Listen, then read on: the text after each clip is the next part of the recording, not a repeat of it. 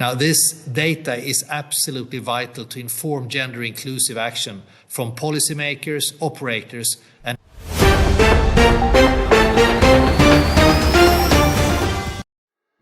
हाल ही में world economic forum द्वारा global gender gap report 2023 का 17वां एडिशन जारी किया गया है, जिसमें 146 देशों में जेंडर पैरिटी की स्थिति का मूल्यांकन किया गया है। इस रिपोर्ट के मुख्य निष्कर्ष क्या हैं? 2023 में ग्लोबल जेंडर गैप स्कोर 68.4% है, जो पिछले वर्ष की तुलना में 0.3% अंकों का मामूली सुधार दर्शाता है। प्रगति की करंट दर पर फुल जेंडर पैरिटी हासिल करने में 131 साल लगेंगे, जो परिवर्तन की ओवरऑल दर में सिग्निफिकेंट स्लो डाउन को दर्शाता है। 91.2% के जेंडर गैप स्कोर के साथ आइसलैंड ने लगातार 14th वर्ल्ड सबसे अधिक जेंडर इक्वल कंट्री के रूप में अपनी स्थिति बरकरार रखी है।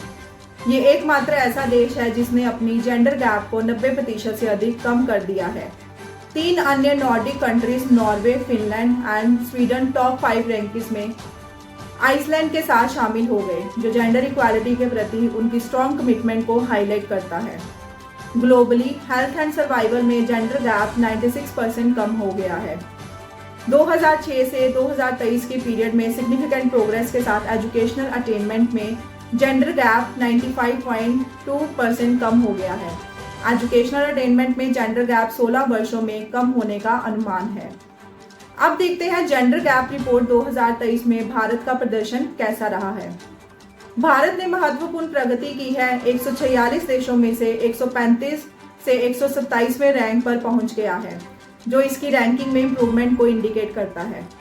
भारत ने शिक्षा की सभी स्तरों पर एनरोलमेंट्स में समानता हासिल कर ली है, जो देश की शिक्षा प्रणाली में पॉजिटिव डेवलपमेंट को दर्शाता है। इकोनॉमिक पार्टिसिपेशन और अपॉर्चुनिटी में इंडिया की प्रोग्रेस एक चैलेंज बनी हुई है। इस डोमेन में केवल 36.7% जेंडर पैरिटी हासिल की गई है, जबकि वेजेस एंड इनकम में समानता में वृद्धि हुई है।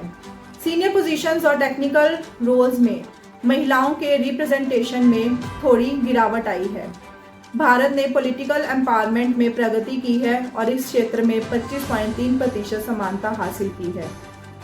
एक दशक से अधिक की स्लो प्रोग्रेस के बाद भारत में जन्म के समय सेक्स रेशो में 1.9% अंक का सुधार हुआ है।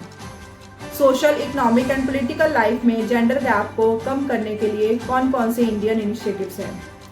बेटी बचाओ बेटी पढ़ाओ, ये बालिकाओं की सुरक्षा, सर्वाइवल और शिक्षा सुनिश्चित करता है।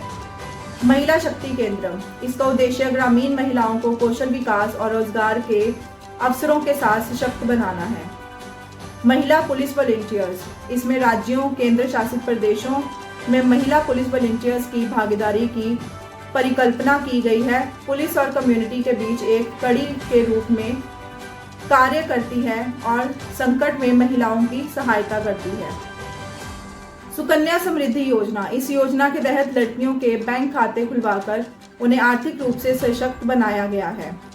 राजनीतिक आरक्षण, सरकार ने महिलाओं के लिए पंचायती राज संस्थाओं में 33% सीट्स आरक्षित की हैं। इस तरह से आपने देखा होगा कि कौन कौन से फील्ड्स में भारत ने ग्रोथ की है और अभी कौन से फील्ड्स में ग्रोथ करना बाकी है। अगर वीडियो में दी जानकारी आपको अच्छी लगी हो तो अपने एयर न्यूज़ चैनल को सब्सक्राइब करना मत भूलें। धन्यवाद।